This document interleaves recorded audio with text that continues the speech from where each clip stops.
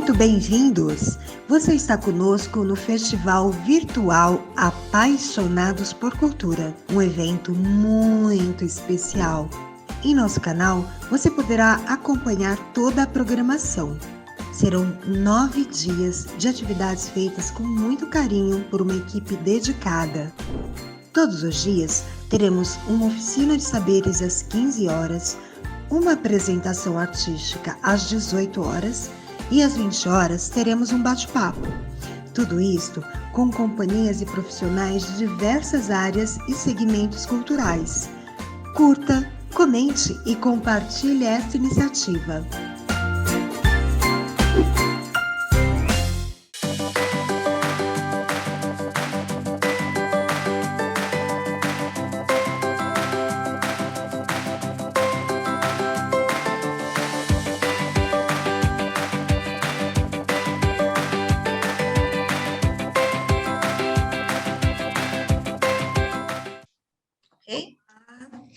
Olá a todos, muito bem-vinda, Simone Lozano, é a cereja do nosso bolo, eu costumo brincar que é a cereja do bolo do nosso festival. Ah, que legal, bem-vinda, obrigada também. No nosso festival Apaixonados por Cultura, que é uma iniciativa da Lei Aldir Blanc, aí que nós artistas pudemos estar tendo essa possibilidade de sobreviver no período de pandemia, e aí eu idealizei um festival voltado para pessoas especiais, com deficiência intelectual, né? E a Simone, ela tem um trabalho maravilhoso também dentro desse segmento, e convido a todos para assistirem nosso bate-papo. Vamos lá, então, um breve currículo da Simone. Fundadora e diretora-presidente e fundadora do Instituto Chefes Especiais, idealizadora do Prêmio Café Inclusivo do Brasil, advogada e pós-graduada em jornalismo, fellow Ashoka, com trabalho pioneiro no mundo respeitado, tanto na área de inclusão como da gastronomia. Chefes Especiais ganhou o prêmio de melhor trabalho de inclusão social da década. Tem uma correria insana, né? Está aqui no currículo dela, e é mãe do Thiago, da Bruna e da Panqueca. A Panqueca tem 4 patas? Tem 4 patas. E não podia ter outro nome, teria que ser um nome gastronômico, né? Isso aí, muito bem-vinda, Simone. Obrigada pelo convite, é um prazer estar aqui com vocês. Eu desde, como já foi dito, aí desde o início da idealização deste festival, eu pensei em você. Eu também tenho uma trajetória como coordenadora de alguns institutos de gastronomia aqui, então eu acho que a gente já tem uma tradição em incluir crianças, né? Em cursos de chefinhos de cozinha, mas quando eu vi teu trabalho na mídia, eu falei, nossa, ela realmente foi muito, muito certeira, porque a inclusão, acho que é a palavra-chave aí da década, do milênio, do próximo milênio aí pela frente, e eu, como arte educadora, também sei a importância desse tipo de iniciativa, principalmente para atendidos, crianças, adultos, adolescentes e até idosos com deficiência intelectual. Você, eu acho que deu um brilho a mais para o protagonismo dessas pessoas. Para que a gente possa começar um pouquinho, então, a narrativa desse bate-papo de uma forma cronológica, eu queria que você pudesse falar para a gente como que nasceu, da onde veio essa tua ideia, e como nasceu, então, o seu trabalho com os chefes especiais. Bom, Chefes Especiais, ele nasceu em 2006, vai fazer 16 anos agora em maio, porque eu queria, de alguma forma, disponibilizar um pouquinho do meu tempo em prol de alguém. Na época, eu não sabia ainda em prol de quem, e fui pesquisar o que existia no mercado. Então, existia vários projetos sociais para pessoas idosas, para crianças carentes, mas para pessoas com deficiência não existia absolutamente nada naquela época, né? A gente tinha, obviamente, a PAI, que são trabalhos mais aprofundados, né, em várias áreas, e principalmente na questão do pequenininho mesmo, de acolhimento, e enfim. E eu queria, de alguma forma, trabalhar com alguém que não tivesse nenhuma retaguarda nisso, né? Então, foram as pessoas com deficiência. Só que naquela época eu não entendia que deficiência física era diferente de deficiência intelectual, né? Para mim, deficiência era deficiência, né? Mas o primeiro trabalho que eu fiz foi com pessoas com síndrome de Down. E aí acabei me apaixonando, e um começou a chamar o outro, e eu acabava abordando pessoas na rua também, e o negócio começou a crescer. Hoje eu brinco que a gente se esconde de Downzinho, né? Porque são 300 alunos por ano, existe uma fila de espera para eles serem atendidos, e era uma coisa que eu queria que fosse, que não tivesse o compromisso de ter que ser naquele dia, de hora marcada e tal. Não, eu queria fazer de uma forma com que fosse espontâneo, com que eu realmente tivesse vontade de fazer, e que não que fosse uma obrigação. Eu acho que tudo que é obrigação é muito chato, né? E até hoje os nossos voluntários não trabalham com essa obrigação. Então, a gente tem muitos voluntários, e a gente divulga que dia tal terá tal aula, e quem quiser participar está convidado. Então, obviamente, a gente tem as especificações daquela aula, tem o número de voluntários, tem uma série de coisas por trás.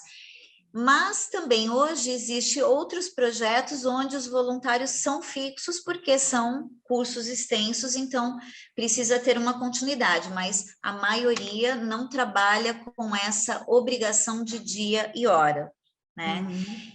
E o Instituto, ele foi, na verdade, ele não era um instituto, ele era um projeto apenas por 7 anos, e ele começou a crescer de uma tal forma que nós começamos a fazer as aulas também mensalmente, depois quinzenalmente, porque a gente queria e porque tinha muita demanda, em locais cedidos, não aceitava dinheiro das pessoas para ajudar nas aulas, ou eu comprava, ou quem quisesse ajudar, a gente dizia, olha, para a aula do dia tal eu preciso de tal ingrediente, mas você tem que trazer.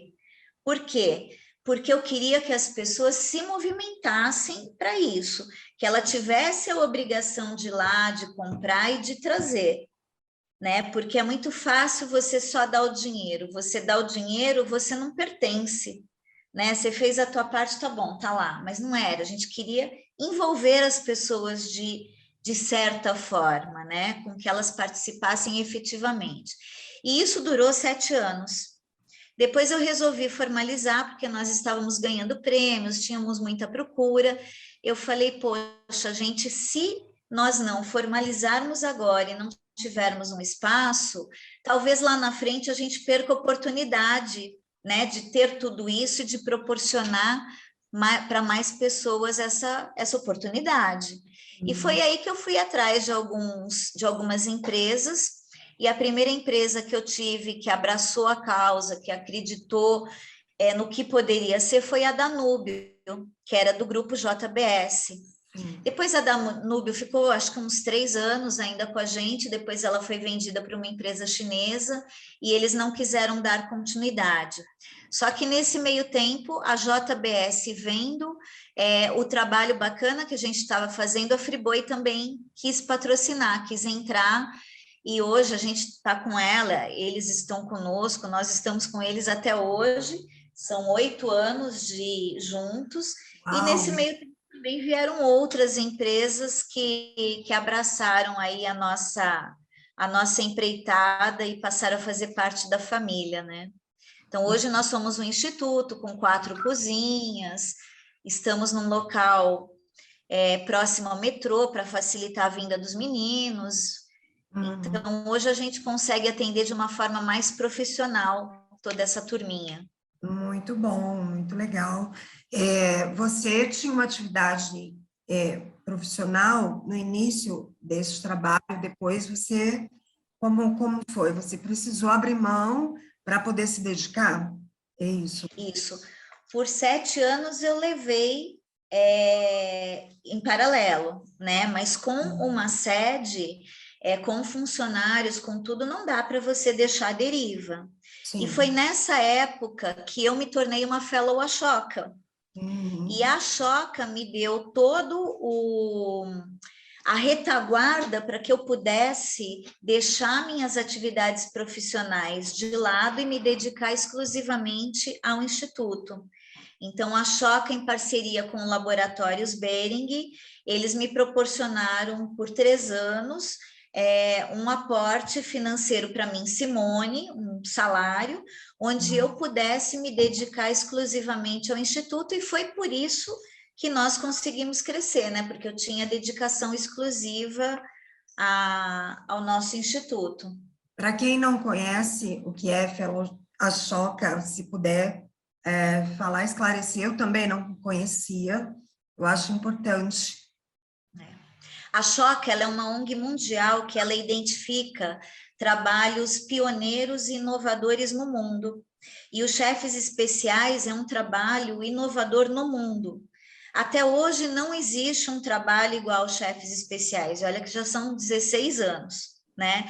A gente tem até um projeto chamado Estrelas na Cozinha, que atua em Portugal já há alguns anos, onde os Chefes Especiais passou todo o know-how para eles, e eles levaram com afinco. Mas parece-me que após a pandemia, que durante a pandemia, obviamente todo mundo interrompeu tudo, e me parece que até o momento eles não voltaram ainda com as atividades, mas eles seguem apenas um dos projetos, que é o projeto Down Cooking, né? Apesar que antes da pandemia eles tiveram a permissão para usar o nome Chefes Especiais em Portugal, coordenando toda a parte de Portugal de outras iniciativas que também quisessem aderir, mas aí veio todo esse tumulto e acabou não indo para frente, mas eles ainda têm essa permissão, óbvio.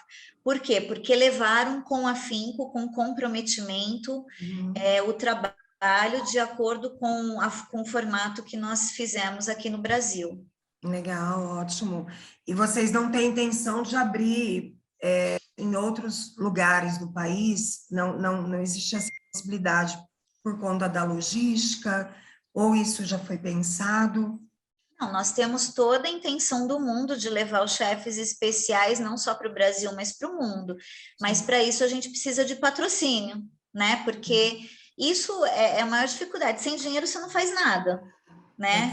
Aqui no Instituto, para a gente manter o Instituto, já é uma grande dificuldade. A gente tem 3 empresas que colaboram, pouquíssimos pais colaboram com doações.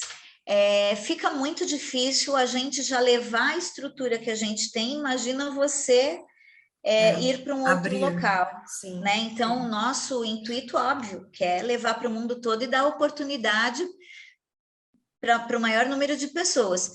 Mas, por outro lado, com a pandemia, nós tivemos que nos reinventar, né? E começamos a fazer esse curso de um dos nossos projetos, que hoje passou a ser o carro-chefe, que chama-se Se Vira Aí. Nós temos 6 turmas virtuais, e a gente conseguiu atingir o Brasil todo e atingir outras deficiências também. Então, hoje, apesar de não estarmos fisicamente em outros lugares, estamos virtualmente. Sim. Então, a todos aqueles que interessarem, vamos abrir uma nova turma agora em janeiro. As inscrições já estão abertas. É um curso gratuito e dura 1 ano e meio. São 3 cursos para concluir um curso, né? São 3 módulos, né? Para concluir o curso, que é confeitaria, culinária e cortes e preparos de carnes. Então, estamos abertos a novos alunos, e vai ser um prazer até se vocês quiserem indicar os seus alunos aí. Que eu sei que a PAI tem, eu não sei se ainda tem, mas vocês fizeram uns anos atrás uma cozinha inspirada nos chefes especiais. Né? E inclusive fui convidada para a inauguração, era o Rogério Santos que era o professor na época, e ficou uma cozinha sensacional. Não sei se vocês ainda continuam com ela. Não, acho que não, mas a PAI aqui de São José do Rio Preto foi ou foi de outro? Não, foi a de São Paulo, foi a de São Paulo. Tá, ok. Também não tenho essa informação, vamos procurar saber. Ô, Simone, como que houve a transição para a criação do café, né, que é um espaço físico, que é uma empresa e que tem atendentes com, né, prioritariamente com a síndrome de Down? Como foi a criação desse café? E se você quiser também, paralelamente, falar sobre a inserção, né, a escolha desses atendentes em específico, né, do que diferencia um ou outro a ser ou não escolhido para trabalhar com vocês. Tá. O café, ele nasceu há 4 anos, é uma extensão do Instituto Chefes Especiais, ele chama Chefes Especiais Café, é o primeiro café inclusivo do Brasil, onde todos os atendentes têm síndrome de Down, e o nosso barista, ele é autista. E nós, o café, ele foi feito para mostrar para as pessoas o quanto essas pessoas são capazes de terem autonomia, de estarem incluídas no mercado de trabalho. É claro que aqui é um espaço deles, então eles têm um formato um pouquinho diferente de outros cafés. É um café que tem grãos especiais também, é apoiado pela Três Corações, e os grãos, eu digo que eles são especiais, por quê? Porque eles são de projetos sociais que a Três Corações apoia. Então, são pessoas, mulheres carentes, são de várias instituições apoiadas por eles, e os grãos são enviados a nós com uma torragem especial também. Nós temos todo um controle semanal de como é a tiragem desse café, como que é a manutenção da máquina, como que é a regulagem. Então, tem todo um controle. Mensalmente, os meninos passam por treinamentos, né, de readequação, agora de segurança por causa da Covid, de atendimento. Então, é um acompanhamento direto para os meninos e para o café, tá? O café em si, né? Os grãos de café. Então, o café, ele foi aberto não só para mostrar a capacidade dos meninos, mas também para ser uma vitrine do Instituto Chefes Especiais e as pessoas poderem conhecer o nosso trabalho. O Chefes Especiais, ele é uma escola de gastronomia, ele é 100% focado em gastronomia e tudo que envolve o mesmo, né? Às vezes a gente tem aulas de balé, de dança, de computação, mas são coisas pontuais, porque não é o nosso foco é gastronomia. A escolha dos meninos, primeiro, você sabe que para se trabalhar, para entrar no mercado de trabalho, a pessoa com deficiência a gente tem 300 alunos, mas acaba sendo um funil por vários motivos, né? Primeiro, porque ele precisa ter a autogestão dele. Não adianta a gente contratar uma pessoa para trabalhar no café que ela não tem autogestão, por exemplo, de ir ao banheiro sozinho. Né? A gente precisa de autogestão de algumas coisas. Óbvio que a maioria deles os pais trazem, os pais buscam, mas também tem aqueles que vêm sozinhos, vão embora sozinhos e tal. Tem uma autonomia maior. Eles precisam passar pelos cursos do Instituto. Então, agora a gente abriu nova contratação para atendente, tenho 2 vagas, uma já está em processo de contratação, ele não era aluno do Instituto, porém, a jornada dele vai começar agora, né? Ao ser contratado, ele vai passar por todos os cursos voltados do café, que é o curso integral de barista, o curso de atendente e o curso de segurança de atendimento relacionado ao Covid. Após ele passar por esses cursos, ele já trabalhando, ele vai ter que fazer também os cursos de gastronomia do Instituto. Então, os dias que tiver curso no Instituto, ele está dispensado do café para poder fazer os nossos cursos. A gente vive o crescimento pessoal deles, a autonomia deles. Eu não estou muito interessada, aliás, eu não estou nem um pouco interessada no mercado de trabalho. O mercado de trabalho ele é uma consequência da autonomia que ele consegue assumir para ele com o decorrer do tempo, né? Por quê? Porque os pais amanhã vão embora e eles provavelmente vão ficar porque a expectativa de vida hoje dessas pessoas está praticamente igual à nossa, né? Então a gente precisa prepará-los para a vida e esse é o objetivo dos chefes especiais. Claro que tudo que a gente ensina para eles tem um linguajar técnico, já preparando o básico para um mercado de trabalho. Então, havendo oportunidades de inseri-los, nós indicamos, né? Porque eles já estão preparados com o básico. Então, mais ou menos esse o formato que a gente trabalha tanto no Instituto como lá no café. O café, ele fica aberto de que dia, quais horários, a localização? Eu acho que é importante falar para o pessoal. Ele está em São Paulo, no bairro dos Jardins, na Alameda Tietê, 43, loja 15. Ele fica aberto de segunda a sábado, das 10 às 18 horas.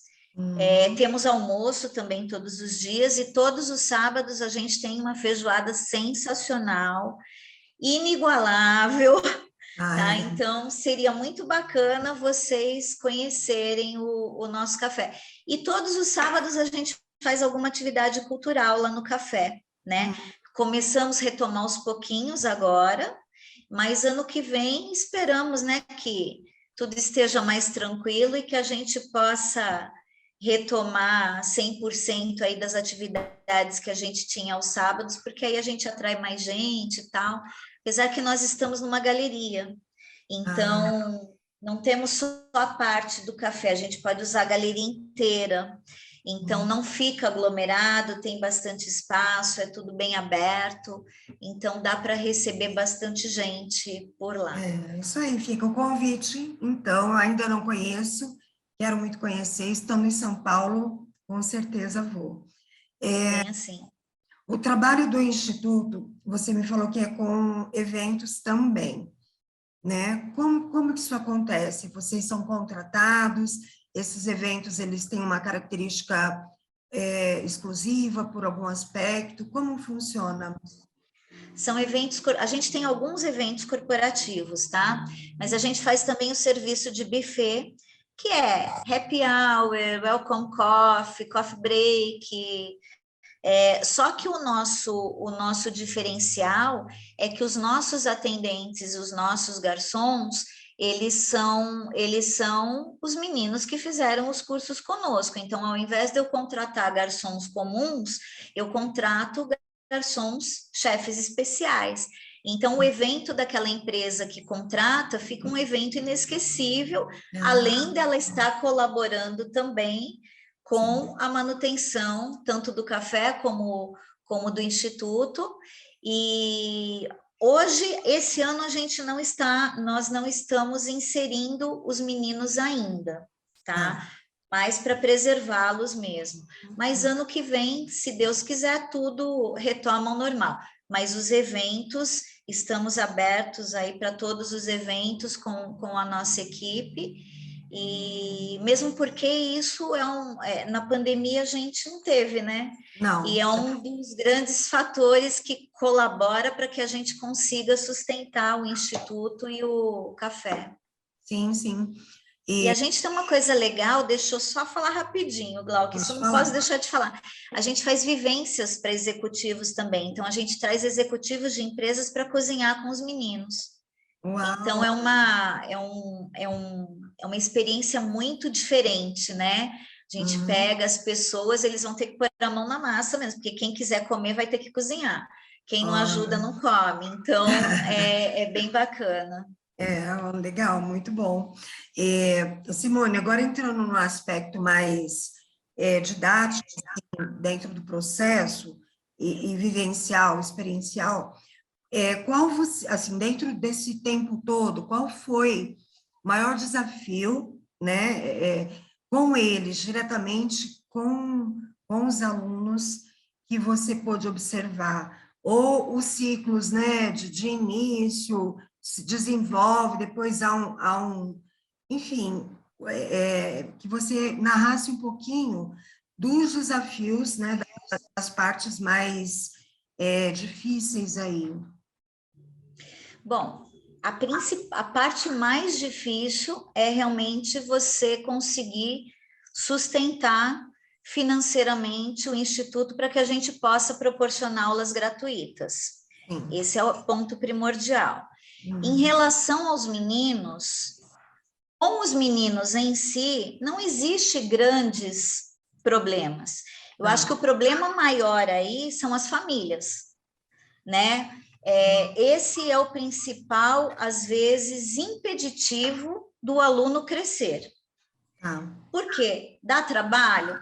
Todo o trabalho do mundo, né? Principalmente com o curso à distância, quando ele simplesmente, a mãe chegava aqui no instituto, largava, depois vinha pegar, é tranquilo para elas, né? Mas elas não têm a noção do quanto é trabalhoso a execução, a parte de entendimento deles, a parte de segurança, porque eles mexem com material cortante, com fogo, né? Tem alguns que você explica uma vez, você nem acabou de falar, ele já entendeu, já foi, já fez e ponto.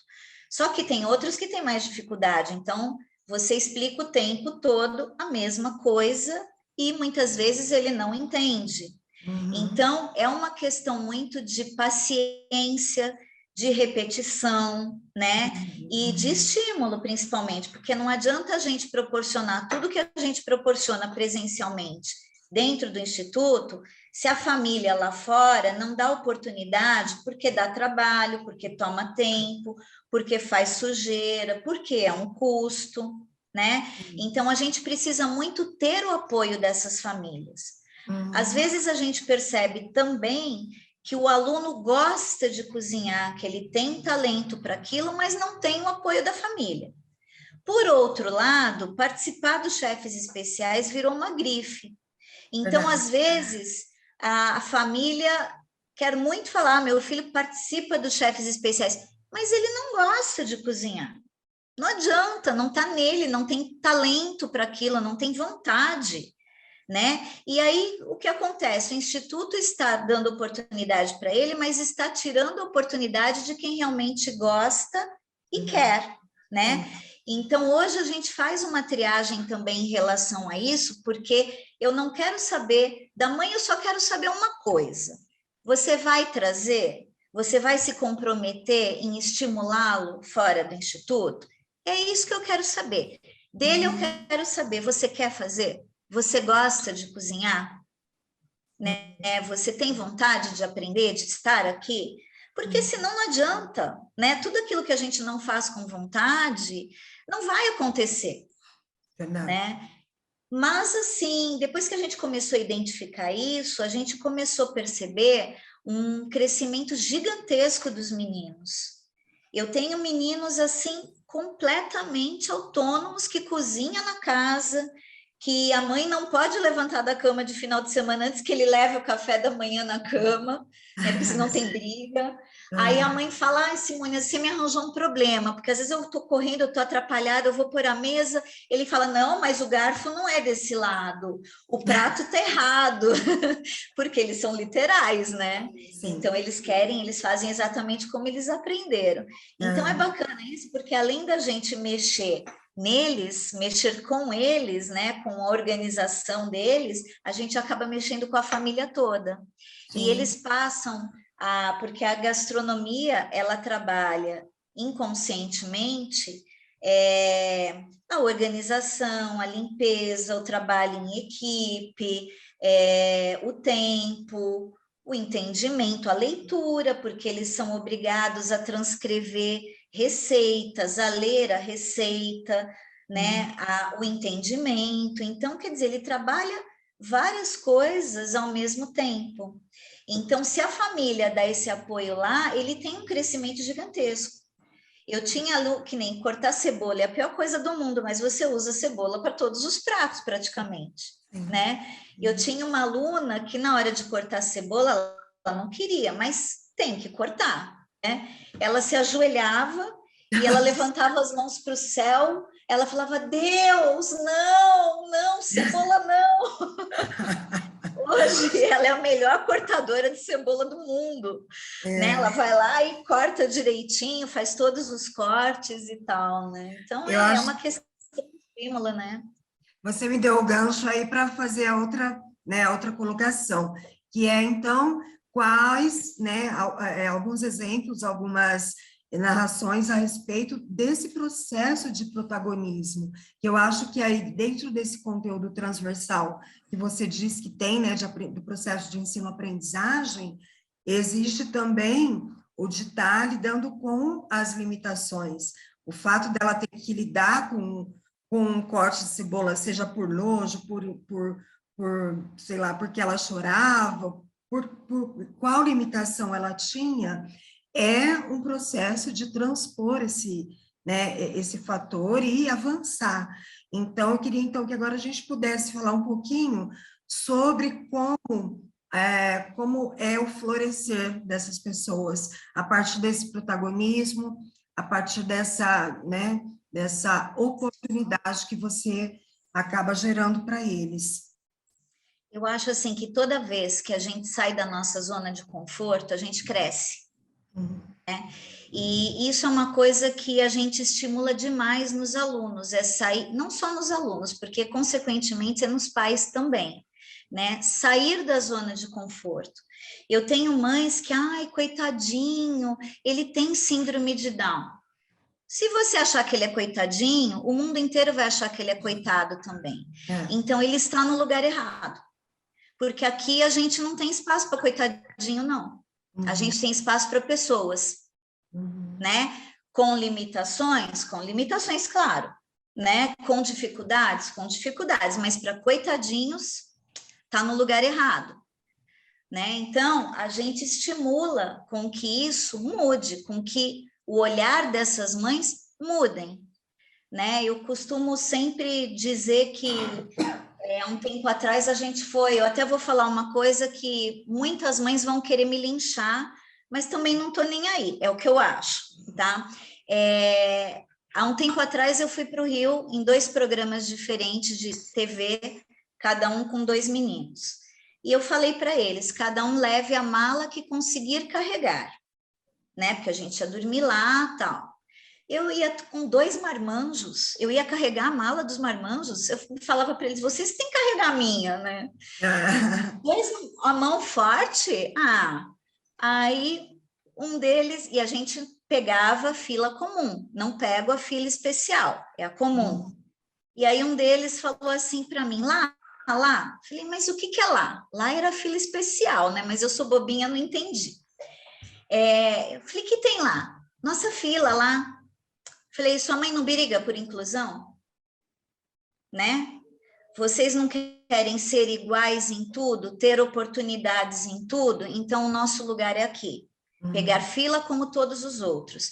Se você tivesse doente, se você tivesse com dor, se você tivesse algum problema, óbvio que é um direito teu, sem dúvida nenhuma. Não estou questionando essa parte, fora disso.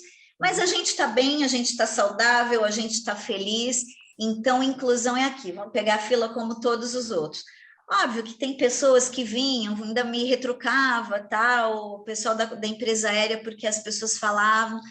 Não, gente, eu acho o seguinte, se a inclusão é para o bem e para o mal, porque é assim que eles vão crescer.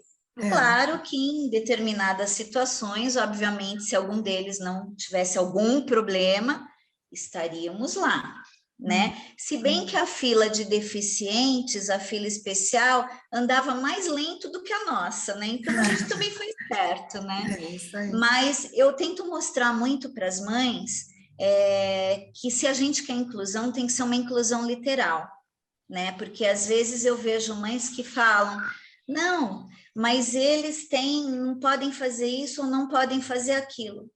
Por que que não pode? Que tipo de limitação que ele tem que ele não pode fazer isso ou aquilo? Se dentro de casa você achar que ele não pode mesmo, nunca na vida. Agora, se você achar que o teu filho pode, ele vai poder tudo na vida sempre. Né? Se a gente faz isso para os nossos filhos, eu tenho 2 filhos, eles não têm deficiência, mas as preocupações que eu tenho são as mesmas que qualquer mãe com filho especial tem. Claro, e com preocupações às vezes maiores, sem dúvida nenhuma, né? Mas mãe é trouxa, né? A gente vai se preocupar com o filho marmanjo até morrer, não tem jeito, mas o quanto mais a gente puder proporcionar autonomia para eles, melhor para eles e melhor para a gente, né? Então, eu acho assim que, resumindo, para o crescimento deles, é tirá-los e tirar a família da zona de conforto, porque aí a gente passa a enxergar outros quadrados, né? Isso é muito importante para o crescimento, né? A gente aprender com as dificuldades e a gente vai, poxa, eu consegui dar um passinho para frente, superei isso, poxa, então agora eu vou tentar fazer isso, né? E com isso você vai crescendo. Agora, se você estiver aqui, né? Ai, não vou lá, então você não vai em lugar nenhum mesmo, né? Exatamente, uma aula mesmo, gente. Estamos todos aprendendo muito aqui. Simone, o Instituto ele fica onde? Ele é aberto para visitação, é só com hora marcada, existe uma fila de espera, você falou, né? Mas, assim, agora essa parte operacional aí, de informativa, se puder nos esclarecer. Nós estamos em São Paulo, na Rua Catanduva, Higienópolis. Ele é próximo da Estação Clínicas, perto da Avenida Paulista, um local bem central, de fácil acesso para as pessoas. Com a pandemia, a gente vai voltar às aulas presenciais agora em fevereiro. Esse ano não retomei, só estamos com as aulas à distância. Todos aqueles que quiserem participar dos nossos cursos em qualquer local do Brasil, as nossas aulas à distância vão continuar, mesmo com as aulas presenciais retomando, tá? As inscrições já estão abertas, as informações já podem ser dadas. Através das nossas redes sociais, vocês têm os contatos.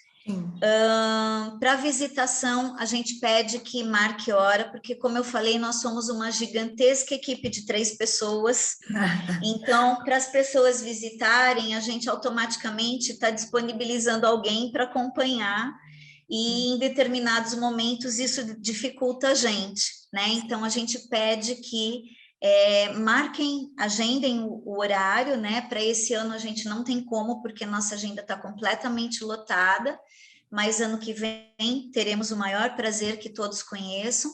Independente disso, tem o café também, que muitos alunos estão lá os sábados, que vão tomar seu cafezinho, almoçar, visitar. Mas a gente vai conversando caso a caso aqui, a gente está aberto para explicar todos os cursos, e é um prazer ter todos aqui conosco. Isso aí. E a gente podia até fazer um grupo da PAI, em parceria com a PAI, de fazer aulas de gastronomia, se for do interesse de vocês. Vamos ver, sim, vamos ver, com certeza. Simone, o nosso festival é o primeiro festival de cultura, né, nesse formato, todo cultural. Ele contempla os 13 segmentos do Conselho Municipal de Políticas Culturais, então, o teu bate-papo, ele se inclui dentro da categoria de economia criativa. Nós vamos ter vários outros, até LGBT, vamos estar trazendo patrimônio, né? Ele é bem diversificado. E é o primeiro voltado exclusivamente para esse público, e aí para pais e educadores. Então, eu queria, assim, que você falasse dentro da sua percepção, né, já que também o seu trabalho voltado para essa inclusão, qual a importância de termos, né, essa abertura, de incluirmos essas pessoas, tanto na parte operacional, quanto também para eventos específicos, sejam eles na área gastronômica, sejam eles na área cultural, que a gente fechasse nossa conversa, então, com a tua percepção, o teu olhar sensível a essas iniciativas. Bom, a primeira importância disso tudo é uma palavrinha que é oportunidade, né? Eu acho que a gente precisa proporcionar oportunidade para o outro, seja para quem for. Isso é muito importante, né? Porque às vezes um empurrãozinho você transforma uma vida, né? Tanto é que o nosso slogan é melhorando histórias. E eu acho que a gente, independentemente de ter um projeto social, de ter uma instituição, de ter qualquer coisa, ou de ter dinheiro, né? Que a gente fala, poxa, se eu tivesse dinheiro eu faria isso. Não, a gente pode sempre melhorar a história de alguém, né? Seja com uma oportunidade de trabalho, seja com uma palavra, seja com um ouvido, seja com um abraço, seja com o que for, a gente tem possibilidade de melhorar a história de alguém, né? Por outro lado, também, essa oportunidade no mercado de trabalho, ela é muito importante, não só para os meninos, no caso, né? Eu falo os meninos porque, mas eu tenho funcionários que são um pouco mais novos do que eu, deve ter 20 e poucos aninhos.